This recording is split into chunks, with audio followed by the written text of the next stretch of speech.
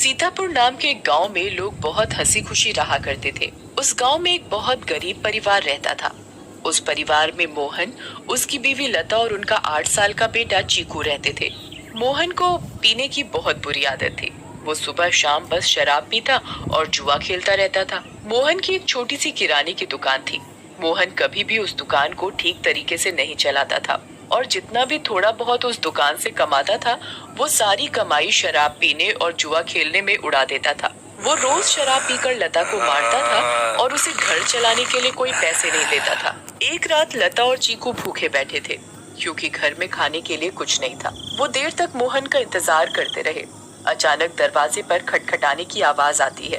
माँ, लगता है पापा आ गए। वो जरूर हमारे लिए कुछ खाने को लाए होंगे।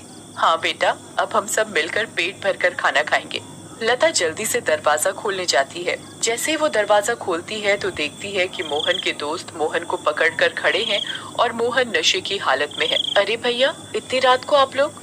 अरे भाभी जी, क्या बताएं, आज तो मोहन ने हद ही कर दी। इतनी शराब पी रखी थी कि इसे इतना भी होश नहीं था कि ये कहाँ पड़ा है। हम इसे चौराहे पर से उठा कर लाए हैं।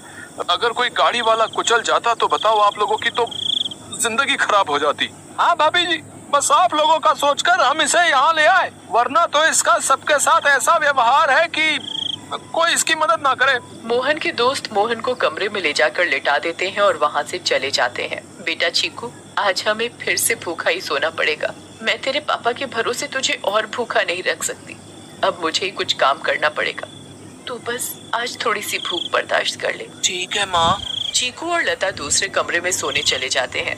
तभी मोहन नींद में बड़बड़ाने लगता है। थोड़ी देर बाद मोहन को होश आता है और वो खुद को अपने घर में पाता है। अरे ओ लता, कहाँ मर गई? मुझे बहुत तेज भूख लगी है, चल जल्दी से मेरे लिए खाना लेकर आ। लता बहुत गहरी नींद में सोई हुई होती है और उसे मोहन की आवाज सुनाई नहीं देती। मोहन 4-5 बार आवाज देता है पर लता नहीं उठती। मोहन गुस्से से लाल हो जाता है और कमरे में रखे एक मोटे से डंडे को उठाता है और दूसरे कमरे में जाता है जहाँ लता और चीकू सो रहे होते हैं। वो डंडे से लता को बुरी तरह पीटने लगता है। लता अचानक नींद से उठ खड़ी होती है। बचाओ बचाओ, मुझे मत मारो। मैंने क्या किया? मेरी क्या गलती है जो आप मुझे ऐसे बुरी तरह मार रहे हो? मैं आधे घंटे से आवाज दे रहा हूँ कि मुझे खाना दे दे और तू यहाँ घोड़े बेचकर सो रही है, हैं? ऊपर से मेरे साथ जुबान लड़ा रही है। मोहन लता को बहुत मारता है। आवाज सुनकर चीकू भी नींद से उठ जाता है। वो अपनी माँ को बचाने की बहुत कोशिश करता है पर मोहन किसी की नहीं सुनता और लता को बहुत मारता है। अगली सुबह जब लता उठती है तो उसे बाहर कुछ शोर सुनाई देता है। वो बाहर जाकर देखती है तो लोगों की भीड़ लगी होती है। लता पास जाती है और पूछती है, क्या हुआ रजनी भाभी? अरे तुम्हें नहीं पता क्या? क्या नहीं पता, बताओ क्या हुआ? यही कि चंपा के पति को कल रात एक चुड़ैल उठाकर ले गई। क्या? ये कैसी बातें कर रही हो भाभी आप? चुड़ैल वुड़ैल कुछ नहीं होता। आप भी किसी की बातों पर यकीन कर रहे हो। यकीन कैसे ना हो बहन, मैंने खुद अपनी आंखों से उस भयानक चुड़ैल को देखा है। उसके लंबे बाल, लंबे लंबे नाखून और दांत, उसकी लाल आंखें और डरावना चेहरा मैं कभी नहीं भूल सकती। जब मैं आधी रात को पानी पीने के लिए उठी तो थोड़ी ठंडक लेने के लिए खिड़की पर खड़ी हो गई थी और तभी मैंने देखा कि एक चुड़ैल चंपा के पति को हवा में उड़ा कर ले जा रही है। ऐसी बात है तो हमें संभल कर रहना होगा और शाम होते ही अपने घर के खिड़की दरवाजे बंद करने होंगे। अब बिल्कुल सही कहा लता भाभी आपने। सब अपने घर चले जाते हैं। लता भी काम ढूंढने निकल पड़ती है। वो घर घर जाकर काम मांगती है पर उसे कहीं काम नहीं मिलता। अंधेरा होने लगता है और आखिर में उसे सरपंच मिलता है। क्या हुआ लता, बड़ी परेशान दिख रही है?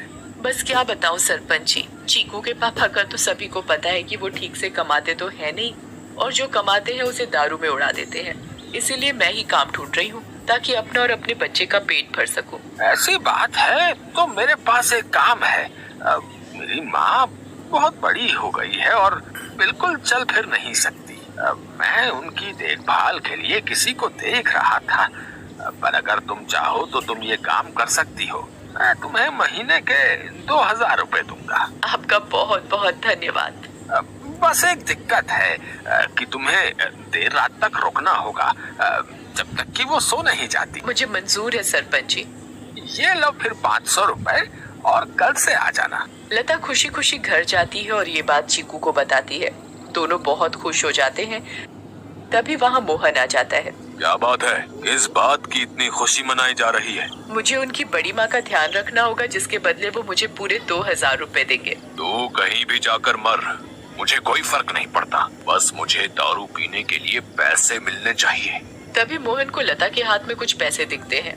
मोहन वो पैसे लता से छीन लेता है। लता बहुत रोती है और अपने पैसे मांगती है, पर मोहन उसकी एक नहीं सुनता और दारू पीने चला जाता है। लता उन पैसों में से कुछ पैसे अपने पल्लू में पहले से ही बांध लेती है, जिसका वो घर का राशन ले आती है। उस दिन लता और चीकू पेट भरकर खाना खाते हैं, चैन की नींद सोते हैं। दूसरी ओर चुड़ैल का आतंक शुरू हो जाता है। वो आसमान से आती है और गांव वालों के घरों के ऊपर उड़ती रहती है।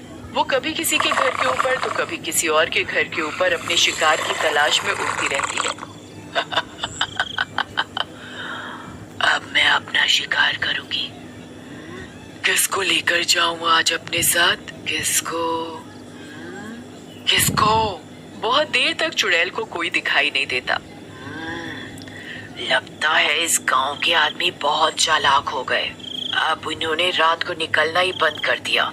अगर ऐसा रहा तो मैं अपना शिकार कैसे करूंगी? किसको लेकर जाऊं अपने साथ? किसको लेकर जाऊंगी अपने साथ? तभी भोला रात को घर के बाहर आता है और रस्सी पर सूख रहे कपड़े उतार कर इकट्ठे करने लगता है। चुड़ैल की नजर भोला पर पड़ती है। मिल गया मेरा शिकार। चुड़ैल भोला पर हमला करती है। वो उसे एक हाथ से पकड़ती है और अपने साथ हवा में उड़ाकर ले जाती है। बचाओ, बचाओ, मुझे छोड़ दो, जाने दो मुझे। तू तो मेरा आज का शिकार है, ऐसे कैसे छोड़ दूं? तभी भोला की बीवी बाहर भोला को देखने आती है। उसे भोला घर के बाहर कहीं नहीं दिखता, पर फिर उसकी नजर ऊपर जाती है और वो देखती है कि चुड़ैल उसके पति को लेकर जा रही है। रेखा ये सब देखकर बेहोशी हो जाती है और सुबह जाकर उसे होश आता है। होश आते ही वो अपने पति को हर तरफ ढूंढने लगती है, पर वो कहीं नहीं मिलता। वो यहाँ वहाँ पागलों की तरह भागती है और चिल्ला रही है। तभी गांव के लोग इकट्ठे हो जाते हैं।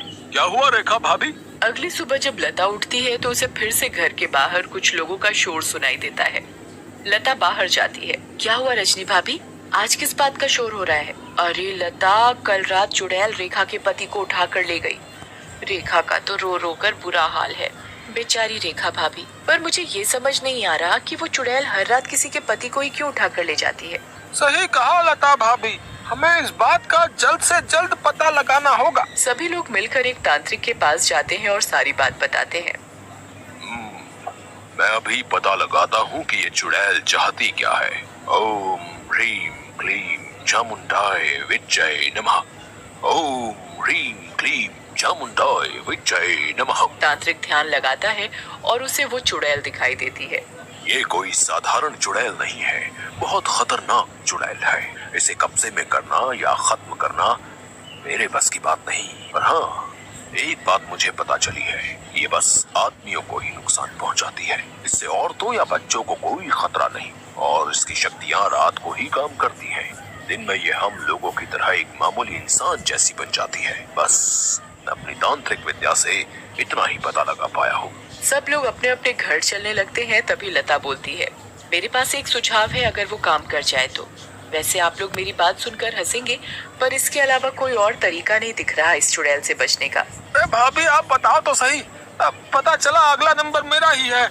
मैं अभी मरना नहीं चाहता। अंधेरा होने के बाद अगर सभी आदमी औरतों का भेष बनाकर रहे तो वो चुड़ैल किसी भी आदमी को औरत समझकर नहीं लेकर जाएगी। लता की बात सुनकर सब हंसने लगते हैं, पर बाद में सबको लता का ये सुझाव सही लगता है और सब अपने अपने घर चले जाते हैं। लता भी अपने घर चली जाती है।